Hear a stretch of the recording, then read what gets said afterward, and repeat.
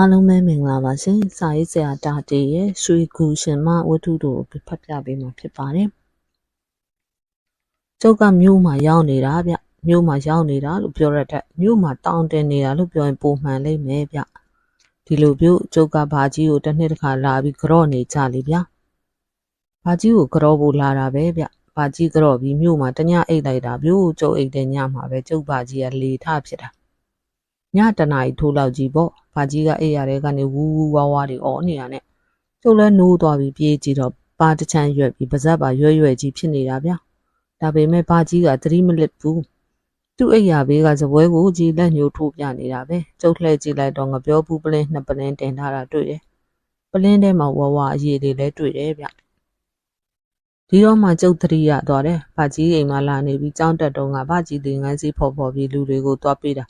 တွားပြီးသတိရလိုက်တာပေါ့အဲ့တော့ငါဘာကြီးပြောတာကိုချက်ချင်းသတိရသွားပြီးစပွဲပေါ်ကငပြောဘူးပလင်းကြီးကိုဆွဲယူလိုက်တယ်ပလင်းကိုကြပြားကြရဖွင့်ပြီးစပွဲပေါ်မှာအစင်သင့်တွေ့တဲ့ဇွန်းနဲ့ဘာကြီးပါဇက်ထဲဆေးရည်တွေခပ်ဖြည်းဖြည်းထည့်လိုက်တယ်ဆေးရည်နှစ်စွန်းလောက်တိုက်ပြီးတော့ဘာကြီးရဲ့ရွက်နေတဲ့ပါကိုဆေးရည်နဲ့နာနာပုတ်ပြီးပြန်ဆွဲချပြီးလိုက်တယ်ဗျဆွမ်းလိုက်တဲ့ဆေးပြလွတ်ဆွမ်းတာပဲကျုပ်ကလိမ့်လိုက်ဆွဲချလိုက်လှုပ်ပေးလိုက်တာဘာကြီးပါကတပြေးပြေးပြန်တဲ့လာရောဗျ15မိနစ်လောက်ကြာတော့လုံးလုံးပြန်တဲ့သွားရောပြုဘာကြီးရဲ့ရွက်နေတဲ့ပါဇက်ရောရွက်နေတဲ့မျက်နှာတစ်ချမ်းပါပြန်တဲ့သွားတာပြုဘာကြီးကစကားလည်းပြောနိုင်သွားပြီဗျဒါကတော့ဆေးရည်ကိုပါဇက်ကနေတိုက်လိုက်လို့ထင်တယ်ကျုပ်ကဘာကြီးရဲ့လက်မောင်းတွေရောကြောကုန်းရောကိုတချမ်းလုံးကိုဆေးရည်နဲ့ခတ်ရွှဲရွှဲလိမ့်ပြီးနှိပ်ပေးရတာပေါ့ဗျာတနားရီလောက်ကြာတော့အင်ကြီးထူထူဝစ်ပြီးဆောင်းလဲခြုံထားပေးလိုက်တယ်တာတီမင်းမြင်ပြီမို့လားဘာကြီးဆေးအစွမ်းကိုဟုတ်ပါဘာကြီးဘာကြီးဆေးကလှော့စွမ်းတာကျုပ်ကိုတွေ့ပဲလေဗျာမင်းဒီမှာကြောင်းလာတက်တုံးကဒီဆေးဖော်တာနှစ်ခါသုံးခါတွေ့ဘူးတယ်မို့လားတွေ့ဘူးတယ်လေဘာကြီးရဲ့ကျုပ်ပဲလျှောက်ဘလူးတွေရေးညှစ်ပေးရတာဩအေးဟုတ်တာပဲတာတီရဲ့မင်းပဲလျှောက်သီးတွေအေးညှစ်ပေးတာပဲဘာကြီးဖော်တဲ့လေငန်းဆေးကိုကျုပ်မှတ်မိတယ်လျှောက်ဘလူးတွေတော့မှမှားရတယ်ပြုတ်လျှောက်ဘလူးဆိုတာတန်မြာသည်တာရှိတဲ့လျှောက်သီးလေအခွန်တူတူမှာအထွတ်တွေထွက်နေတဲ့လျှောက်ဘလူးရေတပလင်းရအောင်ညှစ်ရတယ်ဗျတပလင်းဆိုတာငါပြောဘူးပလင်းကိုပြောတာဗျလျှောက်ရည်တပလင်းရအောင်တော်ကိုညှစ်ရတာပဲလျှောက်သီးကတန်မြာသီးတာပဲရှိတာလေလျှောက်ရည်တပလင်းနဲ့ထညက်အရက်ခေါင်ရည်တန်တပလင်းရောရတဲ့ဗျထညက်အရက်ဆိုတာကတော့အရက်ကိုပြောတာပါအဲ့နှစ်ပလင်းစာကိုကြွေရည်တုပ်စလုံးထဲမှာထက်တခါတလေတော့လေမြေအိုးနဲ့ကြိုရတဲ့ဗျတပလင်းစာကြံပြီးဆိုတော့မှအစင်သင့်ဝယ်ထားတဲ့ငလင်ပန်းသေးကြီးဆိုဖြစ်ဖြစ်6ဖြစ်ဖြစ်4-5ခုလောက်ထည့်ကြိုရတယ်ငလင်ပန်းသေးကြီးထည့်လိုက်တော့အရေကဝါညိုညိုကြီးဖြစ်လာရောဗျပြီးရင်တော့ကလောက်အော်သီးလို့ခေါ်တဲ့အာဝါကြီးရဲ့အလဲကဥတိုင်း3ခုထုတ်ပြီးထည့်ကြိုရတယ်မြုပ်သီးရဲ့ဥတိုင်းမှာငရုတ်စစ်လေးတွေပါလာတာပေါ့ဗျာအဲ့အရေကိုအေးခမ်းမပြောဘူးပလင်းနဲ့ထက်တယောက်ယောက်လေးဖြတ်လို့ဘာကြီးကိုလာခေါ်ရင်ဘယ်ချိန်ဖြစ်ဖြစ်သူ့စေပလင်းကြီးကိုဆွဲပြီးလိုက်တော်တာပဲဗျာဘာကြီးကတဖြည်းဖြည်းနှွေးလာပြီးအိပ်ပျော်သွားပြီကျုပ်ကတော့ပြန်မအိပ်တော့ဘူးဘာကြီးကိုစောင့်နေရတာပေါ့ရွာကိုလူကြုံနဲ့အကြောင်းကြတော့အမေနဲ့အဖလည်းလိုက်ချလာတာပေါ့ဒါနဲ့ပဲကျုပ်လည်းမြို့မှာတောင်းတနေတော့တာပဲဗျာဘာကြီးတော်တော်လေးကောင်းလာတော့ကျုပ်လည်းပြင်းပြင်းရှိတာနဲ့မြို့တွေကကြောင်းနေဘက်တငယ်ချင်းတွေစီရှောက်လေရတော့တာပေါ့ဟိတပည့်အဲ့ဒီရွှေမကြီးတောင်တွေကိုမထိနဲ့မကင်နဲ့ကြားလားရှောက်တက်ရှောက်ငါနောက်ကတိတ်မခွာနဲ့ကတ်ရှောက်တပည့်ကတ်ရှောက်ဒီကောင်တပည့်မင်းဘာမှမကြောက်နဲ့ဘလူးကောင်ကြီးလာနေပြီငါလှုပ်လိုက်မယ်မကြောက်နဲ့တပည့်မကြောက်နဲ့ငါစီးတောင်ဝေးနဲ့ရမ်းလိုက်မယ်အတန်ပြပြကြီးနဲ့အော်ပြောနေတာဗျလူတွေလည်းအုံလို့ကျုပ်တဲ့ချက်ချင်းထားပြီးကြည့်လိုက်တယ်ရတိကြီးတစ်ပါးဗျသပင်ကြီးဖားလာချလို့သင်္ကန်းညိုညိုကြီးကလည်းစုပ်ပြတ်တက်လို့ဗျလက်ထဲမှာလည်းတစ်ကိုင်း6ချောင်းကင်ထားတယ်ဟာရတိအယူကြီးကွကလေးနှစ်ယောက်ကကျုပ်ကိုတိုးပြီးလူအုပ်ထဲဝင်သွားတယ်ဝိုင်းအောင်ကြည့်နေတဲ့လူတွေရဲ့မျက်နှာကိုကျုပ်ကဲခတ်ကြည့်လိုက်တယ်လူစိတ်ဆိုတာမျက်နှာမှာပေါ်နေရပဲလေဗျာတချို့ကတော့ရတိအယူကြီးကိုတနာတဲ့စိတ်နဲ့ကြည့်နေရပဲတချို့ကတော့လည်းမျက်နှာကပြုံးစီနဲ့ရည်စရာလို့သဘောထားနေကြတာပေါ့ဟာရတိကြီးတိုက်တူးနေတာကွာအေးဟုတ်မယ်ကွလက်ထဲကင်ထားတဲ့တစ်ကင်ကြောကဆေးတောင်ဝေးလို့သဘောထားပုံပဲဟုတ်တယ်လေကိုစရဲ့အဲ့ဆေးတောင်ဝေးနဲ့တိုက်ထဲကအုပ်ဆက်ဆောင်တွေဘလူးတွေတဲတွေကိုရမ်းပလိုက်ထိုးပလိုက်ရိုက်လိုက်လုပ်နေတာတော်လေးကြီးစရာကောင်းတာပြောရင်းနဲ့ဒီလူကတဟားဟားနဲ့ကြီးပါလေရော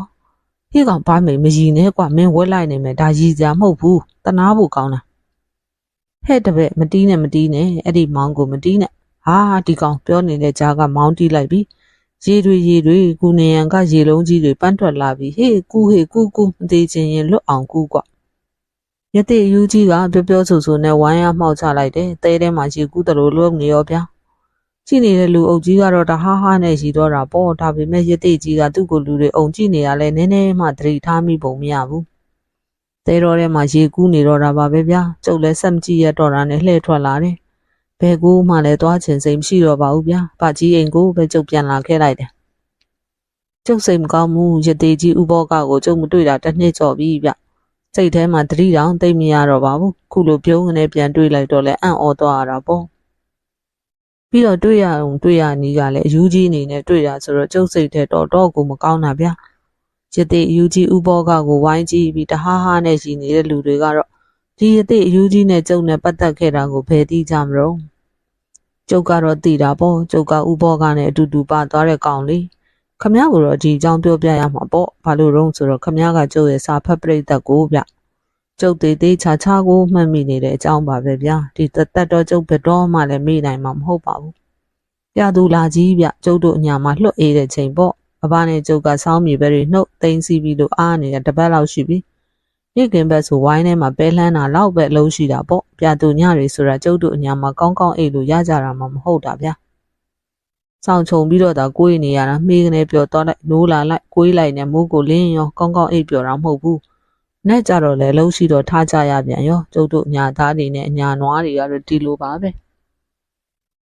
နွားတွေဖက်ပြီးကြီးလာတဲ့ကောင်ဆိုတာကျုပ်တို့မှာအစစ်ပြဒီနွားတွေနဲ့ကျုပ်တို့နဲ့အတူတူရာထွန်လိုက်ကြအတူတူရေစီတိုက်လိုက်ကြအတူတူသွားပြီးထင်းခုတ်လိုက်ကြအတူတူသွားနှမ်းအိတ်ပဲအိတ်တိုက်လိုက်ကြဟိုရွာဒီရွာလဲလှဲနဲ့အတူတူသွားလိုက်ကြလေဗျာခုရက်ကလေးတော့နည်းနည်းအားတာနဲ့ကျုပ်ကမနဲ့အစောကြီးမထဘူးဗျအိတ်ရထဲမှာစိန်လုတ်ပြီးကိုးနေရပြုတ်တာတီနိုးပြီလားဟိအိုးဘသူများတော့ဗျာဝိုင်းဝါကနေအာပြဲကြီးနဲ့ကုန်းအောင်နေတာကျုပ်လည်းခြုံထားတဲ့ဆောင်းတွေကိုခွာချပြီးအိမ်ရှိကိုထွက်ကြည့်လိုက်တယ်လှဲနေလာတာဗျဝိုင်းဝါမှာလှဲရက်လို့ကျုပ်ကိုလှမ်းကြည့်နေတာတေးချာကြည့်လိုက်တော့မှဒါဆက်တမြောင်ကကိုအောင်ဘွားဗျလက်နှစ်ဖက်လုံးမှာလက်မလေးတွေပွားနေရလေကိုအောင်ဘွားလာလေဗျလဲကိုဝိုင်းနဲ့ထိမောင်းဝင်ခန့်လိုက်ကျုပ်ကပြောဆိုနဲ့ဝိုင်းထဲကိုပြေးဆင်းလိုက်တယ်ကိုအောင်ဘွားကလည်းနွားဖြူကြီးနှစ်ကောင်ဆွဲတဲ့သူ့လှဲကိုဝိုင်းထဲကိုမောင်းဝင်လိုက်တယ်ကိုအောင်ဘွားရဲ့နွားကြီးတွေကတော်တော်ချောတာဗျအလုံးရောတောက်ရောဘာမှကိုပြောစရာမရှိရဲ့နွားချောကြီးတွေလားဗျကိုအောင်ဘွားကနွားနှစ်ကောင်ကိုလှဲကနေဖြုတ်လိုက်တယ်နွားတင်းကုတ်ဒီဘက်ထိပ်မှာနွားတွေချလိုက်တယ်ကျုပ်ကနွားစကွက်ထဲဆင်းပြီးသားပြောင်းရွေ့ထဲပြီးရှေ့ပါထည့်ပေးလိုက်တယ်ကျုပ်တို့အညာမှာကလူကိုလည်းဧည့်ခံကြရတာမဟုတ်ဘူးနွားပိုင်နွားကိုပါဧည့်ခံရတာပြုကိုအောင်ဘွားကိုအမောပြေဖွာဖို့နှစ်ကားစစ်ပေါ်လိုက်လေးမီးနှီးပြီးတည်လိုက်တယ်အမေကလက်ဖက်သုံးနဲ့ယူနေချမ်းချပေးတယ်ကိုအောင်ဘွားကအဖားနဲ့အမေကိုနှုတ်ဆက်တယ်အောင်ဘွားမင်းအပကိုဖိုးရင်းနဲ့မင်းအမေမဆွာတို့နေကောင်းကြရဲ့လားမတွေ့တာတော့ကိုကြနေပြီဟိနေကောင်းပါရဲ့ဘိုးညံတို့အကြီးတို့ရောနေကောင်းကြတာအေးကောင်းပါလေကွာနှုတ်ထနှောင်းကုန်လဲလာတာလားဘာကိစ္စရှိလို့လဲတာတိစီလာတာဘိုးညံရဲ့ကိစ္စတစ်ခုရှိလို့ဗျအော်အေးဒါဆိုလည်းမင်းတို့ညီကိုနှစ်ယောက်ပြောကြဆိုကြဘိုးညံနဲ့မင်းအကြီးကတောင်ပိုင်းကကိုညိုးတို့ရင်ခဏသွားလိုက်အောင်မယ်နော်ကိုညိုးတို့ရင်မှာဘုန်းကြီးစွန့်ကတ်ရှိလို့ဖိတ်ထားတာမသွားလို့မကောင်းဘူးဟေအဘနဲ့အမေကဝိုင်းထဲကထွက်သွားတယ်ကျုပ်လည်းကိုအောင်ဘွားကိုမေးလိုက်မိတယ်ကိုအောင်ဘွားကျုပ်စီလာတာဘာကိစ္စရှိလို့တော့ဗျကိုအောင်ဘွားဆိုတဲ့လူကကျုပ်ထက်9နှစ်10နှစ်လောက်ကြီးလိမ့်မယ်ထင်တယ်လူပုံကပိန်ရှည်ကြီးဗျလက်မနှစ်ဖက်လုံးမှာလက်ပွားလေးတွေနဲ့ဒီလူကလွတ်သဘောကောင်းဗျဆက်တမြောင်ကတာရေးနာရေးဆိုကိုအောင်ဘွားမပါလို့ပြီးတာမဟုတ်ဘူးဒီလိုတာတီရေးငါတို့ဆက်တမြောင်တောင်ချောင်းကဆရာတော်ဦးဥတ္တမအောင်မင်းသိတယ်မလားဟာသိတာပေါ့ကိုအောင်ဘွားရဲ့အေးဆရာတော်လှုပ်တို့ငါလာတာပဲဆရာတော်เจ้าမှာရသေးနှစ်ပါးရောက်ရသေးဟုတ်လားဘဲကရသေးတွေတော့ဘဲကရသေးတယ်တော့ငါလည်းမသိဘူးဆရာတော်ဦးဥတ္တမနဲ့တော့တော်တော်ရင်းနှီးပုံပဲရသေးကြီးရဲ့ဘွဲကဦးဘောကတဲ့ရသေးငယ်လေးရဲ့ဘွဲကတော့ကိုတော်မာတဲ့ရသေးကြီးကအသက်50ကျော်လောက်ရှိမယ်ရသေးလေးတော်မာကတော့20ကျော်လောက်ပဲရှိမယ်ထင်တယ်တာတီရဲ့သူတို့ခမည်းတော်ဆက်တမြောင်ဘာလဲလောက်တာတော့တိုက်တူးမလို့တဲ့ကွာတာတီကဘာတိုက်တူးမလို့ဘယ်ကတိုက်တုံးဗျပြထားပြတိုက်လို့ပြောတာပဲဘယ်မှာရှိလဲတော့ငါလည်းမသိဘူးဒီတိုက်ဖွင့်ဖို့လို့စနေသားတယောက်လိုနေတယ်တဲ့ကွာဗျာစနေသားတို့တဲ့ကိုအောင်ဘွားခမည်းတော်ဆက်တမြောင်ကစနေသားတွေအများကြီးပါဗျာတင်ကျွေးတို့တင်ငွေတို့ညီကိုလည်းစနေသားတွေပါပဲဗျဟာမဟုတ်ဘူးကွာလူတိုင်းခေါ်လို့မရဘူးတဲ့တာတီကလွတ်တတိရှိပြီးလွတ်သစ္စာရှိရမယ်ဆိုပဲ ဆရာတော်ကမင်းကြောင့်ပြောပြလိုက်တော့တေကြီးဥဘောကချက်ချင်းခေါ်ပေးပါလို့ပြောတာနဲ့ငါလာခေါ်တာပဲဒါမျိုးတွေကြုံခဲ့ဘူးပါတယ်အဘနဲ့အမေပြန်လာတော့အကျိုးအကြောင်းပြောပြီးကိုအောင်ဘွားရဲ့လှဲနဲ့ဆက်သမျှအောင်ကြုတ်လိုက်ခဲ့တယ်ရတေကြီးဥဘောကရဲ့ဥပတိယုတ်ကိုမြင်တော့ကျုပ်သဘောပေါက်တယ်ဗျရတေကြီးကတခုခုလောက်တော့မယ်ဆိုမစုံမနစ်လုံးမဲ့ရုပ်မျိုးပဲဒါပေမဲ့ရတေကြီးရဲ့မျက်လုံးတွေကနည်းနည်းပြူးတယ်ဒါဟာအလိုလောဘကြီးတဲ့သဘောကိုပြတာပဲသူတပည့်ရတေတော်မှာကတော့ငယ်တဲ့အသိဉာဏ်နဲ့နည်းမဲ့ပုံပါပဲတကားလေးတာဒီကျုပ်ကိုကူညီပါကွယ်ရတေကြီးဥဘောကကျုပ်ကိုကူညီတောင်းတယ်ဆရာတော်ဥဟုတ်တမကလည်းကျုပ်ကိုကူညီဖို့ပြောတယ်နေပါအောင်ဘာရတေကြီးရဲ့အခုတူးမဲ့တိုက်ကဘာတိုက်တော့ဘာရတေကဘာကိုလိုချင်လို့တူးမှာတော့ကျုပ်ကလည်းတဲ့ပဲမေးလိုက်တယ်ဘာရတေခုတူးမဲ့တိုက်ကပြရားပြတိုက်ကွဘာရတေကရွှေငွေကြောက်တံပရံများဘာမှမမောဘူးပြရားပြပဲလိုချင်တာအဲ့ဒီပြရားပြတာရရင်တော့ရွှေလိုချင်ရွှေငွေလိုချင်ငွေဖြစ်မယ်ပြီးတော့ဘာရတေထွက်ရက်ကြွလို့ရမယ်တကားလေးတာတည်းရဲ့ကျုပ်လိုက်ခဲ့ပါမယ်လို့ကြည်ပေးလိုက်တယ်အဲ့ဒီညဆက်သမြောင်เจ้าမှာတညအိမ်မနေ့စောစောခီးထွက်ခဲ့တယ်အလဲရိုးမပေါ်ကိုကျုပ်တို့ရောက်တော့ဘာရတေကြီးကသူ့ရဲ့ဆေးတောင်ဝေးကြီးကိုထောက်ရင်နဲ့ရှေ့ကကြွတာပေါ့သူ့နောက်ကကျုပ်ကလိုက်ရတယ်ကျုပ်နောက်မှရတေလေးတော်မကလိုက်တာတောရဲရောက်ကလေးကရတေတော်မကဖျားကုံတော့ကိုမပြည့်ရွတ်တော့တာပဲဗျညရောက်တော့ညောင်ပင်အကြီးကြီးနှစ်ပင်ပေါက်နေတဲ့ကြားကကြောက်ဖြာပေါ်မှာကျုပ်တို့အိတ်ကြတယ်ကျုပ်တို့ဆိုတာကကျုပ်နဲ့ရတေတော်မရဲ့ပါဗျာဘာရတေကြီးဥဘောကတော့တညာလုံးပရိထိုင်စိတ်နေရပဲဗျလာကလည်းတရောလုံးတရောင်းလုံးလင်းနေအောင်တာနေရဦးမနဲ့မိုးလဲနော်ရတေကြီးကကျုပ်နဲ့ရတေတော်မကိုနှိုးပြီးကောက်ရင်ကြည့်တော့အစာပြေကျွေးတယ်မောင်တာဒီကျုပ်တို့တော့လာရှာတဲ့နေရာကိုစိုက်မြတ်ရောက်ပြီကွဟာဟုတ်လားဘာရတေဒါဆိုရှေ့ဆက်သွားဖို့မလိုတော့ဘူးပေါ့ဟုတ်တယ်ကွဒီညောင်ပင်ကြီးနှစ်ပင်အောက်မောင်တာဒီတို့တညာလုံးတက်အိတ်နေတဲ့ကြောက်ဖြာကြီးဟာပြရားပြတိုက်ကြီးရဲ့ဝင်ပေါက်ကြီးပဲကဲအပေါ်ကတရွက်6တွေပဲကြောက်ဖြာကြီးကိုနည်းနည်းလောက်ပုတ်တိုက်ကြည့်စမ်းကွယ်ရတိတော်မနဲ့ကျုပ်ကတောင်ထမ်းလက်6တစ်ခုစီကောက်ယူပြီးကြောက်ဖြာကြီးပေါ်ကတရွက်6တွေကိုလှဲထုတ်လိုက်တယ်ပြီးတော့ကြောက်ဖြာကြီးပေါ်မှာတေးချာလိုက်ကြည့်တော့မှတောင်းလေးတောင်းမှာဘလူးရုပ်တွေတွေ့တော့တာပဲပြုတ်ကဲတေးကြပြီးမောင်တာတီရေတော်မနဲ့မောင်တာတီနောက်ဆုတ်ကြကျုပ်တိုက်တကားဖွင့်မယ်ရတိတော်မနဲ့ကျုပ်နဲ့ကညောင်ပင်ကြီးနှစ်ပင်ရဲ့ပင်စီကိုရောက်သွားတဲ့ထိဆုပ်လိုက်တယ်ရတိကြီးကပါဇက်ကနေမန်တန်တွေမပြတ်ရွတ်တယ်လက်တွေကဈေးတောင်ဝှေ့ကြီးနဲ့လဲကြောက်ဖြာကိုလွှဲရိုက်လိုက်တယ်ဟာကျုပ်တို့ရက်နေတဲ့မြေကြီးဆိုတာဆက်တုံအောင်လှုပ်သွားလိုက်တာဗျာရတိတော်မခမဖင်ထိုင်ရတောင်လဲကျသွားတယ်ဗျာအမှပဲဝုံဂျုံဆိုတဲ့အတန်ကြီးနဲ့ကူကြီးပွင့်သွားတယ်ဟာပွင့်သွားပြီပြို့ကြောက်ဖြာကြီးအလဲကကွဲပြီးရွေ့သွားတာကြောက်ဖြာအောက်မှာအောက်ကိုဆင်းတဲ့ကြောက်လီကားကြီးဗျာကျုံငုံကြည့်လိုက်တော့ကြောက်လီကားကြီးဆုံးမှာကြောက်ဘလူးရုပ်ကြီးတရုပ်ပဲမျက်လုံးကပြူးပြူးအဆွဲကလည်းပြူးပြူး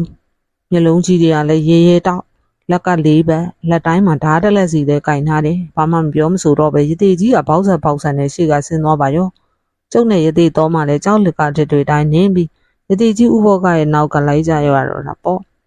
့ကြောက်လီကားထစ်17ထစ်ဆင်းပြီးတာနဲ့စင်ဆွဲအောင်လို့ဖွေးနေတဲ့ကြောက်သားချမ်းပြင်ကြီး6နဲ့နင်းပြီးရောဗျ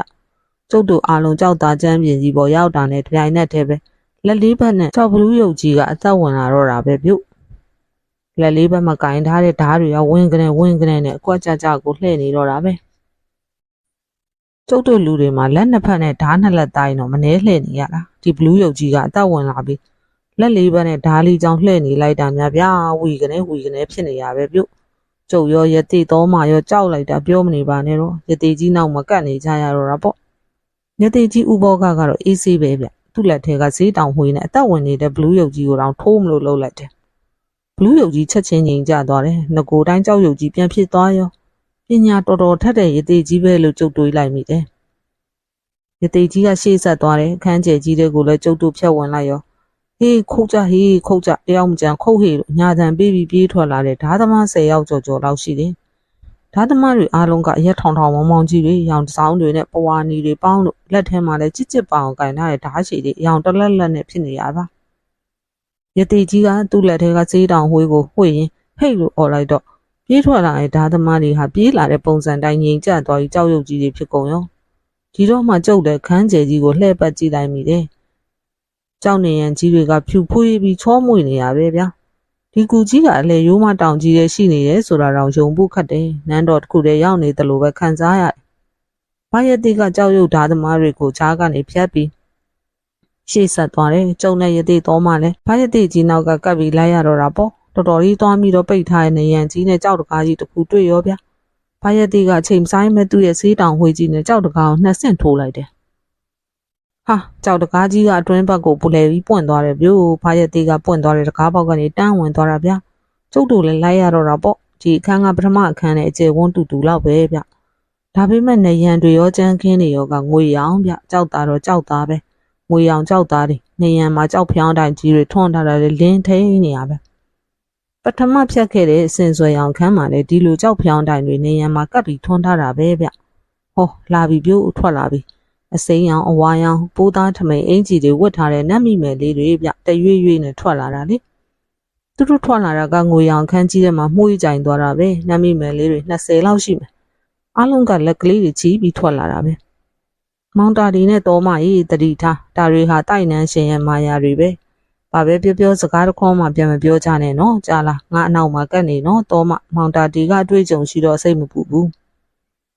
တရွေ့ရွေ့နဲ့ရှောက်လာတဲ့နတ်မိမယ်လေးတွေကနှစ်စုခွဲလိုက်တယ်တစုကကျုပ်တို့ရဲ့လက်ရဘက်တစုကလက်ဝဲဘက်ကိုကတ်လာတယ်အစိမ်းအောင်နတ်မိမယ်လေးတွေတစုအဝါရောင်လေးတွေကတစုဗျဒီတော့မှကျုပ်လည်းတေးသေးချာချာကြည့်မိရဝတ်ထားတဲ့အဝတ်စားတွေကပပလှလှလေးတွေအတွင်းကနတ်မိမယ်တွေရဲ့အလှပကိုလည်းအထင်းသားမြင်နေရတယ်ဗျို့ကျုပ်ရသေးတော်မကိုလည်းလှည့်ကြည့်လိုက်ကောရသေးတော်မကမျက်လုံးကြီးတွေပြူပြီးနတ်မိမယ်လေးတွေကိုလိုက်ကြည့်နေရောဗျရသေးတော်မရဲ့အသားတွေကလည်းတဆက်ဆက်တုံနေတယ်နတ်မိမယ်လေးတွေကသူတို့ရဲ့ဖွေးနှူနေတဲ့လက်သွယ်သွယ်လေးကိုထိုးပေးပြီးနှမတော်ကိုချစ်ချမ်းဝင်နေဆိုရင်လက်ကလေးကိုကန်လိုက်ပါမောင်တော်ချက်ချင်းပဲမောင်တော်နဲ့နှမတော်ပန်းမှုရပေါ်ကိုရောက်သွားမှာပါမောင်တော်စိတ်တိုင်းကြပျော်မွေ့နိုင်မှာပါမောင်တော်နှမတော်ရဲ့လက်ကိုသာကန်လိုက်ပါရသေးကြီးကမန်တန်တပုတ်ကိုရွတ်လိုက်ပြီးဟိတ်ကနေអော်ပြီးငွေရောင်ချမ်းပြင်ကိုဖနှောင်းနဲ့ဖြန်းကနေမိအောင်ပေါက်လိုက်တယ်ဟာရသေးတော်မှလည်းအတုံကြီးတွေရက်သွားတယ်ဗျို့ရသေးကြီးကခတ်တုတ်တုတ်ပဲရှေ့ဆက်သွားတယ်ရှေ့မှာကြောက်တကားကြီးတစ်ချက်လက်ပိတ်နေရောဗျာရသေးကြီးကတောက်တစ်ချက်ခောက်လိုက်တယ်ကြောက်တကားကြီးကိုဆေးတောင်ဝှေးနဲ့နှစ်ချက်ဆင့်ထိုးလိုက်တယ်မပွင့်ဘူးဗျတကားကပွင့်ဖို့နေတတ်လှုပ်တောင်မလှုပ်ဘူး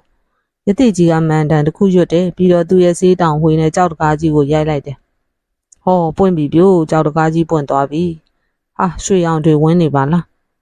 းမောင်တာဒီနဲ့တော့မှတတိထားကြဒါနောက်ဆုံးစမ်းသက်တဲ့ခန်းပဲဒီခန်းကြော်သွားရင်တော့ကျုပ်လိုချင်တဲ့ပြဓာပြတွေ့ရလိမ့်မယ်ဒီခန်းထဲကပစ္စည်းတွေကိုယူဖို့မပြောနဲ့ထိတောင်မထိနဲ့နော်ကြားလားစကားလည်းတစ်ခွန်းမှမပြောနဲ့ဘာပစ္စည်းကိုမှလည်းမထိနဲ့ကြားကြတယ်နော်ကဲလာဝင်မယ်ရသေးကြီးကသူ့ရဲ့ဆေးတောင်ဝှေးကြီးကိုတောက်ထောက်ပြီးရှေ့ကဝင်သွားပြန်ပြီကျုပ်တို့ကလည်းသူ့နောက်ကလိုက်ရတော့တာပေါ့အိုးများလှတဲ့ရတနာတွေဗျအခန်းကြီးတစ်ခုလုံးရွှေရောင်တွေပဲနေရန်ရောကြမ်းခင်းရောရွှေရောင်တွေနေရန်မှာထွန်းထားတဲ့ကြောက်ဖြောင်းတိုင်ကြီးတွေကလည်းအားလုံးရွှေရောင်ပဲမိရောင်အောင်မှာဟောင်းလောင်းပွင့်နေတဲ့ရတနာတစ်တာတွေကလည်းဘယ်နှလုံးဆိုတော့ရေလို့တော့မရဘူးရွှေရောင်ချမ်းပြင်ပေါ်မှာပုံထားတဲ့ရတနာတွေရွှေမကြီးတောင်တွေရွှေတင်းကားပြားတွေရွှေရုပ်ထုတွေရွှေပတိရွှေဆွဲကြိုးရွှေလောက်ကောက်ရွှေချေချင်းဗရန်များနီလာစိန်တန်နာဂေါ်မုတ်ပလဲရတနာမျိုးစုံမိရောင်အောင်မှာတလက်တဖိတ်ဖိတ်နဲ့လူတယောက်ရဲ့လောဘကိုဖိတ်ခေါ်နေတာပေါ့ဗျာရနာပုံကြီးကိုကြော်ဖြတ်ပြီးတော့ရွှေတကားကြီးပိတ်လို့ဗျာရွှေသားစစ်နဲ့လှုပ်ထားတဲ့တကားကြီးပါယတိကြီးကမန်တန်3-4ပုတ်ရွတ်ပြီးသူ့ရဲ့ဆေးတောင်ဝင်နဲ့ရိုက်လိုက်တယ်ဟောတကားကြီးပွင့်သွားပြီဟာဗရန်များရောင်ပါလားအခန်းကြီးတစ်ခုလုံးဗရန်များရောင်တောက်နေပြီးရဲနေတဲ့အခန်းကြီးပဲနေရန်လဲဗရန်များကြမ်းခင်းလဲဗရန်များမျက်နှာချက်လဲဗရန်များအိုးတိုက်နှန်းရှင်ပါလားအနီရောင်ထမိန်နဲ့ခရောင်အင်ကြီးဝတ်ထားတဲ့အမျိုးသမီးတယောက်မတက်စုံရက်ပြီးရသေးကြီးကိုလက်အုပ်ချီထားတယ်လှလိုက်တဲ့မိန်းမဗျာကျုပ်တသက်မြင်မှုသမျှမိန်းမတွေနဲ့ဘလို့မှကိုမရှင်းနိုင်အောင်ဒါလှတဲ့မိန်းမပဲငွေရောင်အခန်းမှာတွေ့ခဲ့တဲ့နတ်မိမယ်တွေလှတယ်လို့ထင်ခဲ့တဲ့အတွေ့ပဲပျောက်သွားမှန်းကိုမသိတော့ပါဘူးစင်ဆွဲထုထားတဲ့ပပူရုပ်လေးလားလို့ထင်မိပါရဲ့ဗျာပြေပြစ်လှတဲ့နှစ်ဖူးပြင်ရဲ့အောက်မှာနတ်မောင်နဲ့မျက်ခုံးနှစ်ခုကလည်းစင်ရော်တောင်လေးလိုကော့လေးဝိုင်းဆက်နေတဲ့မျက်လုံးကမဟူရလိုနတ်မောင်ပြီးကျဲပွန့်လေးတွေတလက်လက်နဲ့တောက်နေတယ်မျက်ခုံးနှစ်ခုကြားကဖြောင်းစင်းတဲ့နှာရန်လေးကိုင်းတစ်ဖွဲညှို့နေတဲ့နှကန်းကလေးအပေါ်မှာအဆုံးသက်နေပြီးနီဆွေးနှကန်းလေးနှမွာကမပြုံးပေမဲ့ပြုံးနေရောင်လေးပဲခနာကိုကလည်းမဆူမကြုံမနှိမ့်မမြင်အလွန်ကိုတင့်တယ်လွန်းလှပါပြီလေဗျာရေပြင်ထက်မှာတော့ငားဆွင်းပွင့်နေတဲ့ပရုံမာကြပန်းလေးကိုကြည့်နေရတယ်လို့ပါပဲသူရက်နေတဲ့အနောက်မှာရွှေလီကားတစ်တွေဗျအားလုံး6တစ်ရှိအဲ့ပေါ်မှာတော့ရနာမျိုးစုံစီချဲထားတဲ့ရွှေပလင်လေးအမြင့်ကကျုပ်ရင်ဆိုလောက်ရှိမယ် အဲ့ရွှေပလင်ပေါ်မှာရွှေကြာပွန်ကြီးတပွင့်ရွှေကြာပွင့်ရဲ့အလဲမှာပန်းဝတ်ဆန်နေရမှာရွှေကလပ်တစ်ခုရှိတယ်အဲ့ရွှေကလပ်ပေါ်မှာတော့ဖန်ပေါင်းချောင်နဲ့လှုပ်ထားတဲ့ရွှေကျုပ်ကလေးဗျနှစ်လက်မလုံးလောက်ရှိမယ်အမြင့်က6လက်မလောက်ရှိတယ်ရွှေကျုပ်ရဲ့အပေါ်မှာရုပ်ကြွလေးတွေဖော်ထားပြီးတယ်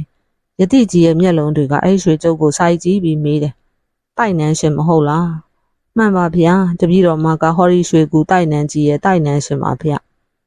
အော်ရွှေကူရှင်မနန်းကြမုံဆိုတာတက္ကမလေးပေါ့ဟုတ်ပါတယ်ဗျာတပည့်တော်ရွှေကူရှင်မနန်းကြမုံပါဗျာဒီပြရားပြတိုက်ကိုစောင့်ရတဲ့သူပါဗျာဘာယတိကခေါင်းညိတ်ပြပြီးပြောလိုက်တယ်ဒီမှာရွှေကူရှင်မနန်းကြမုံဘာယတိထွက်ရလန်းကိုမြန်းကြွဖို့ရဟောဒီပြရားပြရမှာဖြစ်မှာမို့ဟောဟိုကကြကလပ်ပေါ်တင်ထားတဲ့ပြရားပြရွှေကျုပ်လှူခံပါတယ်တက္ကမလေးဒီပြရားပြကလှူလို့လည်းမရပေးလို့လည်းမရတဲ့အရာပါဗျအထက်ကဘူဘူကြီးဖျားတို့ရဲ့အမိန့်အရအသက်ပေးပြီးကာကွယ်ရမှာပါဗျာတပည့်တော်မှအနူးညွတ်တောင်းပန်ပါတယ်ရွှေငွေရတနာကြောက်တံပရံများတွေရှင်ဖျားတို့ကြိုက်တလောက်ယူသွားပါဒီပြရားပြကိုတော့ပေးဖို့နေနေတတလက်နဲ့တောင်ထိမခံနိုင်ပါဘူးဗျာတပည့်တော်မှကိုတနာတယ်ဆိုရင်ဒီကလှည့်ပြီးပြန်တော်မူပါဘာရဲ့သေးကြီးဗျာအော်ဒီလိုလားဒီလိုဆိုရင်တော့ဖြင့်ရအောင်ယူရတော့မှာပေါ့လေဘာယတိကသူ့ဈေးတောင်ဝေကိုကျမ်းပြင်မှာတောက်ကနေမြောင်ထောက်လိုက်တယ်။အဲ့မှာဗရမ ्या ကန်းဆောင်ရဲ့တောင်လေးတောင်မှာရက်နေတဲ့တင်းပုတ်ကန်ဘလူးရုပ်ကြီး၄ရုပ်ကအသက်ဝင်လာရောဗျို့တင်းပုတ်ကြီးတွေကိုလက်နှစ်ဖက်နဲ့ဇုံကင်ပြီးကျုပ်တို့ဘက်ကိုရှောက်လာရောဗျာ။ဒီချိန်မှာဘာယတိကမျက်စိစုံမိတ်ပြီးမန်တန်ရွတ်နေတော့တာပဲ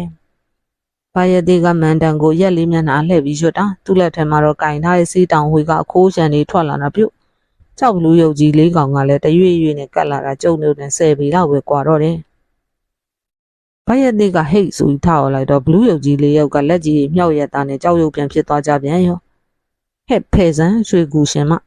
ဘာယတိကပြောဆူဆူနဲ့သူ့တောင်ဝင်းနဲ့ရွှေကူရှင်မဘက်ကိုဝှေ့လိုက်တယ်တောင်ဝင်းကမိကိုလုံးကြီးထွက်သွားပြီးရွှေကူရှင်မကနေရာမှာရင်ခွေကျသွားရောပြို့ကျုပ်ပြင်ရွှေကူရှင်မကိုတနာလိုက်တာဗျာပြေးပြီးပွေထူပေးခြင်းစိတ်ကိုမနှဲထိန်ထားရတယ်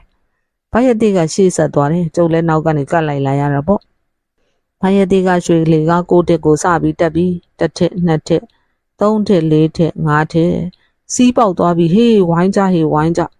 ြကူကြီးတစ်ခုလုံးဟိမ့်ထွက်သွားတဲ့အတန်ကြီးကျုပ်လဲလန့်ပြီးနောက်ကိုလှည့်ကြည့်လိုက်တယ်ယတိတော်မကကျုပ်နောက်မှာပါမှမလားပဲသတိမေ့ပြီးလဲကြနေတဲ့ရွှေကူရှင်မကိုရှင်တော်မကပွေထားလို့ပါလားဟာကူကြီးတစ်ခုလုံးမောင်းတီးတန်တွေစူညံပြီးကြောက်တုံးကြီးတွေလိမ့်ကြတဲ့အတန်တွေလဲကြားရတယ်လူ1000လောက်ညာတန်ပေးပြီးပြေးလာတဲ့ခြေတန်တွေလည်းကြားတယ်ကျုပ်တကိုယ်လုံးချက်သိန်းတွေဖြန်းဖြန်းထားလို့ပဲကြောက်နေရင်ကြီးတွေကအပေါက်ကြီးတွေပေါ်လာတယ်ရေလုံးကြီးတွေပန်းထွက်လာပြီးပြိုးပြေးမောင်တာတေးပြေးတော့တော်တော်မိုက်တဲ့တော့မှတင်းချောင်ဖြစ်ရတာမောင်တာတေးလွတ်အောင်ပြေးပြီတော့ကျုပ်လည်းတကိုယ်လုံးထူပူပြီးစွတ်ပြေးခဲ့ရတာပေါ့ထွက်ပေါက်ကိုရောက်ပြီးပြကြောက်လေကားတွေပေါ်ကိုပြေးတက်မှာနောက်ကပါလာတဲ့ရေလုံးကြီးကကျုပ်ကိုပြေးရိုက်လိုက်တယ်ကျုပ်ရေလုံးကြီးနဲ့ပါသွားရောပြိုးကျုပ်တတိယလို့ကြည့်လိုက်တော့စမ်းချောင်းကြီးတစ်ခုရဲ့ဘေးကကြောက်တုံးကြီးတစ်ခုပေါ်မှာတကိုယ်လုံးလဲနာကျင်နေတာပဲဗျာကျုပ်ဘယ်နေရာရောက်နေမှန်းလည်းမသိဘူးသတိမေ့နေတာဘလောက်ကြာသွားမှန်းလည်းမသိပါဘူးစမ်းချောင်းတွေကရေကိုလက်ခုပ်နဲ့ခတ်တောက်ပြီးမျက်နှာတစ်လိုက်တယ်ပြီးတော့မှတောတွေကထွက်ဖို့မှန်းပြီးရှောက်လာတယ်တော်တော်လေးရှောက်ပြီးတော့ကျုပ်ရှေ့မှာတွေ့လိုက်ရတာညောင်ပင်ကြီး2ပင်ဗျကျုပ်တကိုယ်လုံးချက်သိန်းတွေတဖြန်းဖြန်းထသွားတယ်ဒါရွှေကူတိုက်ကြီးရဲ့ဝင်ပေါက်ကညောင်ပင်ကြီးတွေပဲကျုပ်လျှောက်ရင်းနဲ့ရွှေကူတိုက်ကြီးရှိတဲ့နေရာကိုပြန်ရောက်လာတာပဲကျုပ်လည်းဘာမှတွေးမနေတော့ဘူးနောက်ကိုခြာကနေလှည့်လိုက်တယ်မောင်တာတီနေပါအောင်ကွကြက်သိန်းကြီးဖြန့်ကနေထားပြီးသပင်မှာထောင်သွားတယ်လို့ထင်လိုက်မိတယ်ဗျာကျုပ်နာမည်ကိုဘယ်သူခေါ်လိုက်တာတော့တိုက်သေးကကြောက်ဘလူးကြီးများလားလို့တွေးပြီးကျုပ်နောက်ကိုလှည့်ကြည့်လိုက်တော့ညောင်ပင်ကြီးတပင်ရဲ့နောက်မှာဖိုးကြီးတယောက်ဗျာအပေါ်ဖြူအောက်ဖြူပွားဖြူပေါင်းလို့လွယ်ကြီးလဲလွယ်ထားတယ်လွယ်အိတ်ကတော့စိမ့်ရောင်မှာဟာအဘိုးပါလားဟုတ်တယ်ဗျမဖွဲပါမဝင်ရမှာကျုပ်ပြောဘူးတဲ့ကုန်းတန်းရွာဟောင်းကြီးကအဘိုးဆရာကြီးလေကျုပ်ကိုအင်းလက်ကင်ပွားစီဘီရွာဟောင်းကြီးအကြောင်းကိုပြခဲ့တာလေခင်ဗျားမေ့နေရင်မဖဲဝါမဝင်ရကိုပြန်ပြီးဖတ်ကြည့်လိုက်ပါမောင်တာတီအဘိုးကိုမမိသားပဲဘယ်တော့ကွမောင်တာတီရဲ့ရသေးတိုက်ဆရာနဲ့ပေါ်လိုက်ခဲ့တာလားတော်တော်ကိုဘူးစုတရရဲ့လားဟာမပြောပါနဲ့တော့ဖို့ရဲ့ကျုပ်ဖြင့်ကံကောင်းလို့မသေးတာဗျာမင်းကွာတော်တော်ဆက်စုကျင်တဲ့တငယ်ပဲရသေးတိုက်ဆရာကိုဘဲကနေဘလို့တွေ့ပြီးလိုက်လာတာတော့ကျုပ်ကအဘိုးဆရာကြီးကိုအကျိုးအကြောင်းပြောပြလိုက်တော့အဘိုးကကျုပ်ကိုကောင်းတငိမ့်ငိမ့်နဲ့ကြည့်နေတယ်ကဲမောင်တာတီအဘိုးပြောတာနားထောင်တိုက်ထဲကရွှေကူရှင်မခုထိသတိမရသေးဘူးဟာဟုတ်လားဖို့